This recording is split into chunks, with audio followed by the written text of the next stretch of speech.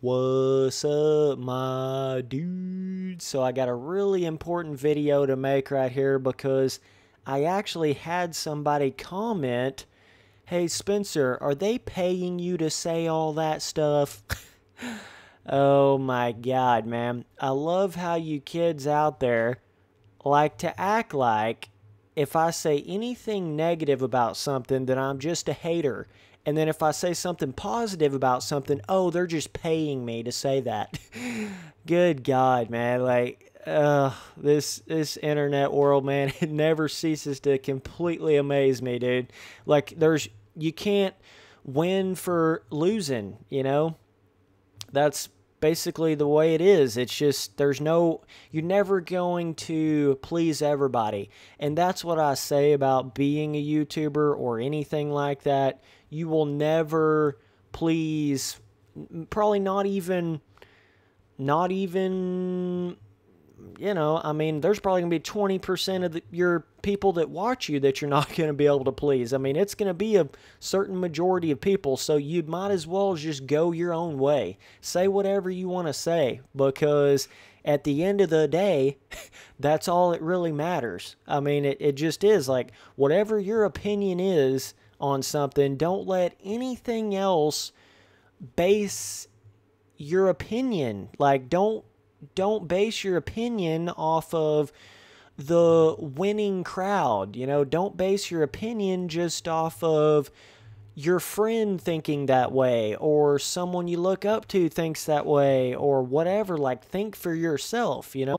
And when you're a YouTuber, you just can't worry about those little hater troll style comments and shit, because that's just gonna be the way it is regardless of how you are. You can't really avoid that. When you get to a certain fame level, you're gonna have people that disagree with you, no matter if you're an opinionated person or not. They're going to do that. So you might as well be as real as you possibly can and just tell people exactly how you think about things, you know? There's no reason to hold things back. There's just not.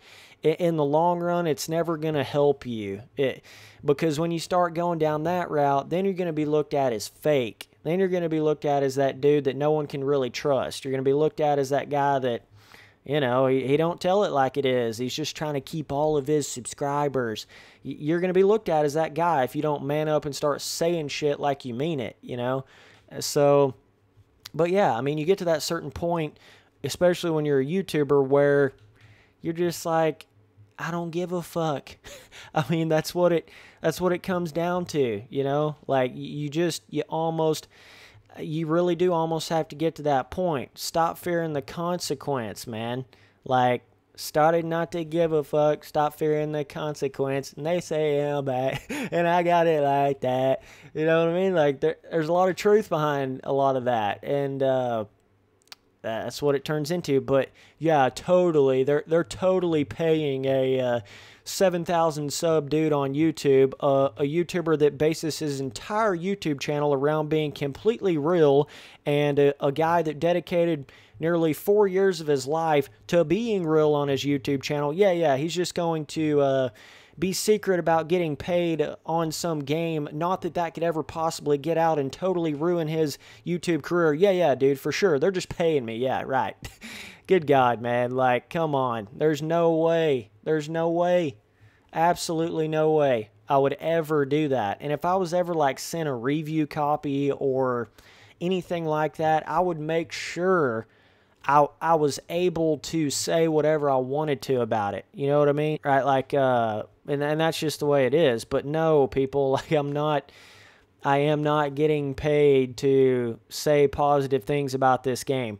This game right here, the way that I would classify it, a lot of people have kind of asked me, some random fans on Steam and stuff like that. By the way, you guys should go at me on that. I've been playing a lot of random squads with some of you fans and stuff like that, and also motocross games as well.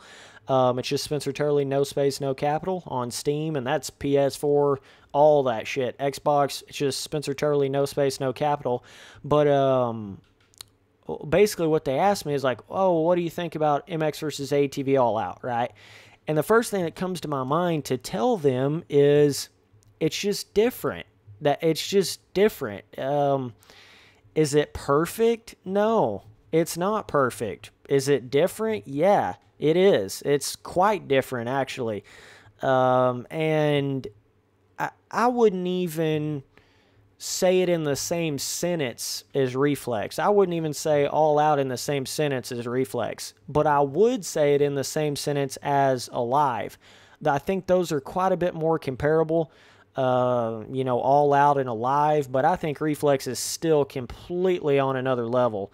Some people will totally disagree with that, but that's okay. But I mean, let me just give you a little example right here. So the skill gap of MX Simulator is 100 times more than the skill gap of Reflex, right?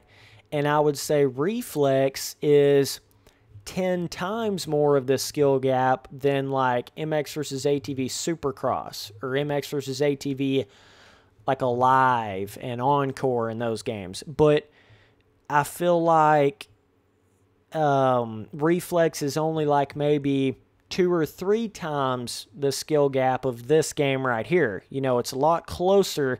This game skill gap wise to me seems a lot closer to like Reflex than it does Alive in some of those games. They just added a little bit of that difficulty to it. You got to learn the game to a certain extent, right? Like it's not something that's just so easy. The bike doesn't feel so restricted that, see, when you open up that door and you don't have that bike as restricted, it opens up that skill gap door. Now, can it make the bike look more funky and goofy and almost like a Nitro mobile fucking motocross game? Yeah, it can do that at times. I'm not saying it doesn't look like that at times.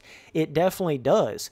So, but I feel like the weird thing about this game, though, is it's one of those things like when you see it, it's almost like it's different than when you play it. I don't know. It's a weird thing. It really is one of those kind of games, though, because I remember when I was seeing early gameplay of it, I was like, oh, dude, that looks terrible.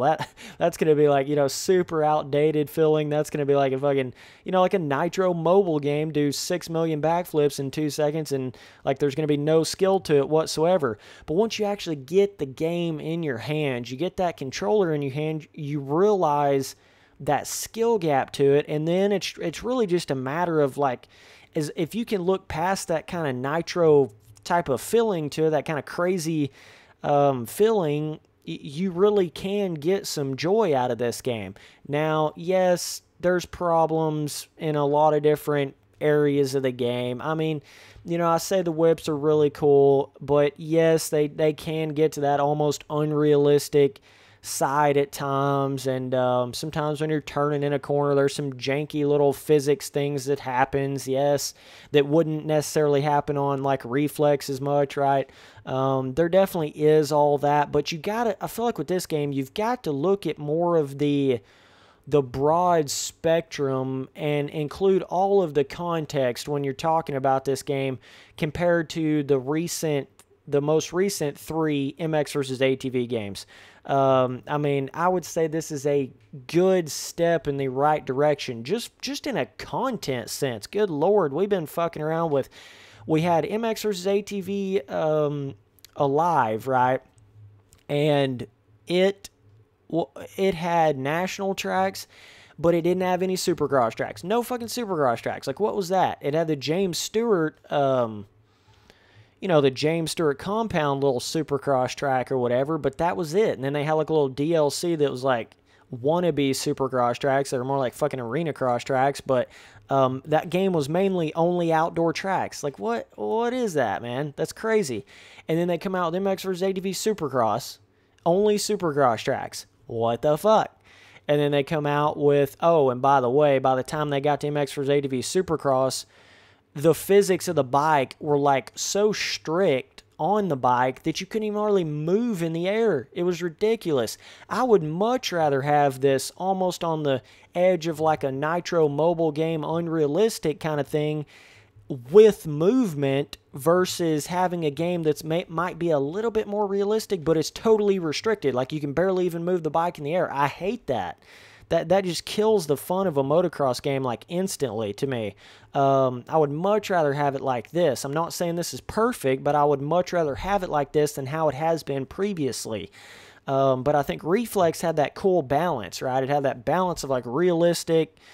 It's funny because like Reflex is almost like you mix, it's like in the middle of this game and like MX vs. ATV Supercross as far as how the whips are. It's like you just join those two games together. This is like full extreme, almost to a crazy level.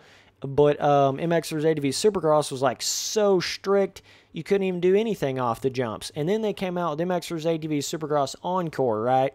So that was the Supercross tracks. Then they brought back rehashed old shit from Alive. It wasn't even new motocross tracks. They might have had one or two in like certain DLC of it or whatever, but it was mainly just a bunch of rehashed tracks from Alive. So just in a content sense, I'm just damn near giddy as hell for this game because of that. Like, they're stepping in the right direction just as far as having new Supercross tracks, new motocross tracks, new freeride tracks, you know, putting all the vehicles in again. Good Lord, we haven't had that either in a while. Putting the four-wheelers in there, UTVs, got the two-strokes in there. Like, fuck yeah, dog. Like, it's like they got their head on straight. They might just haven't gotten it all the way where they want it yet, but their head's on straight. And that's an important thing to say about the MX vs. ATV series, because it's as if they've been a couple of drunk monkeys or something for the past few years. I mean, it's like finally they at least have their head on straight, man.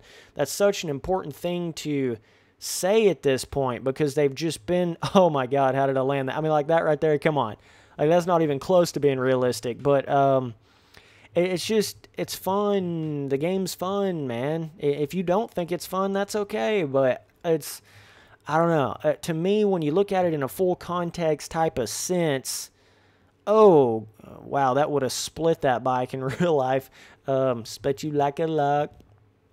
Fuck. If any guys know that song I'm talking about, you badass, boy. But yeah, like, I mean, you got to look at it as in more of a context type of sense in the whole series and everything. And once you do that, you have a little bit more respect for it. But yes, the motocross tracks can seem a little bit repetitive. Some of them, they all almost kind of feel the same to a certain extent, even though they're on like different biomes and stuff. They all, I don't know, they just all almost kind of feel the same, right? And they're almost like just, I would say there's two of them that are somewhat difficult, two or three of the motocross tracks, but the other, like, I don't know how many, other like 10 motocross tracks are way too easy. They're just so easy in the game as far as like the actual jump sections, the actual obstacles themselves. I mean, they're pretty fucking easy for a motocross track, man. And then the supercross tracks kind of have that feeling like you just feel like you're going so slow on them, even though you might be like the same distance, 0 to 50 miles an hour, right? On a supercross track versus a motocross track in this game, it's probably going to take you twice as long to get that fast on a supercross track, because it's like they just have more friction. Even if you're on the gas the exact same amount of distance, it's as if you're just not going as fast on the supercross tracks. I don't know if that was something where they were trying to, they had to kind of slow everything down, because if they didn't, the size of their stadiums, you'd just be like hitting a quad 5.7 jump on everything with that sort of speed. That may be why they did that. They just slowed down the dirt with all of their supercross tracks so that you just didn't hit crazy lines. I'm not really sure, because I know they have way more of a kind of like a realistic feel with the supercross tracks are a little bit more on that realistic side. They're more like where they jump you up higher, but the actual distances are a little bit shorter. Everything's a little bit smaller than it was like in Reflex.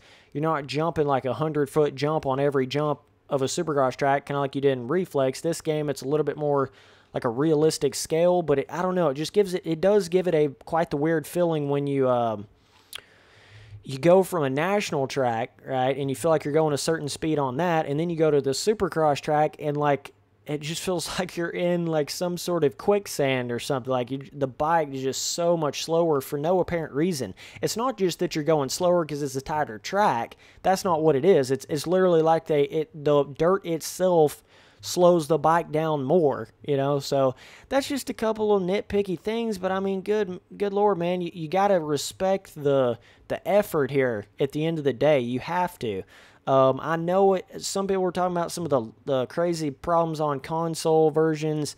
I didn't actually get the console version of this, so my bad for not being able to, let you guys, inform you guys on the problems that was having, but I just didn't want to have to spend all that money again for whole nother version of it. I know it'll work on PC, right? So, but I know a lot of you guys play on the console. It's kind of what these games were big in for a while, and I know they probably had a lot of like screen tearing problems, stuff like that, and yeah, it's unfortunate, but I don't know. It's hard for me to like talk about that per se, because I don't even really play these games on consoles. Really, I'm almost like full PC at this point. So, but yeah, man. Either way, like I'm saying, it's not perfect, but it's just different. That's the only way to explain it. It's just different. Is it terrible? No, I wouldn't say so. Do I think it's worth your money? Yeah, I do. Still to this day, I think it's worth your money. But it's just a matter of on PC, right? I'm playing on PC, so that's kind of a given. That's really what I'm talking about here. I'm not talking really about the console version because I haven't even played it, so I don't even know the problems of it. I've just kind of heard, through the grapevine and shit, but I don't really know all the problems. So, but I mean, yeah, it's not perfect, but at the end of the day, I think it's a step in the right direction, and that's the most important thing at this point. It's just they're headed the right way, dog. Like, that's such a big deal. So, either way, man, not getting paid to say anything. That's not the way it is, promise you. I promise if I was getting paid, there's no way they would let me say some of that shit right there, unless they were badasses like a company should be. If a company is not scared, they'll send you review copies, and I think MX vs. ATV All Out actually did this with a couple people, but of course I didn't get anything like that. I'm not really big enough on YouTube, but, like your MX vs. ATV, or they're just scared of my opinion, either one. I mean, I'm not huge on YouTube. I'm not super small either, though. Like, I'm kind of in that mid-range for the dirt bike community here, but I'm bigger in the simulator community than I am the arcade realm, because I haven't really done it a lot, but haven't really done it a lot on YouTube. Got to clarify, I've done it a lot. Played Reflex for like fucking 5 years straight, nearly every single day, but as far as on YouTube, haven't really done that. It was more MX Simulator, but yeah, it's if companies aren't scared about what people are going to say about their game, they're just going to send it to people and say, dude, say whatever you want to say. If I was a company that was making a game or whatever, that's what I would do. I would send the game to people and just be like, dude, don't hold anything back. Say whatever the fuck you want to say and do it, dog. That shows that you're not hiding something, you're not trying to, I don't know, there is that whole sketchy realm of people getting paid off to say certain shit, and it's not that they're technically lying to you, it's just the fact that they're keeping their negative opinions from you, right? It's like they're just telling you everything they think positive about it, but just keeping that negative shit to themselves for that check, So, but it's not like that with me, dog, I can assure you. So, either way, appreciate you guys watching all the videos. Later, dudes.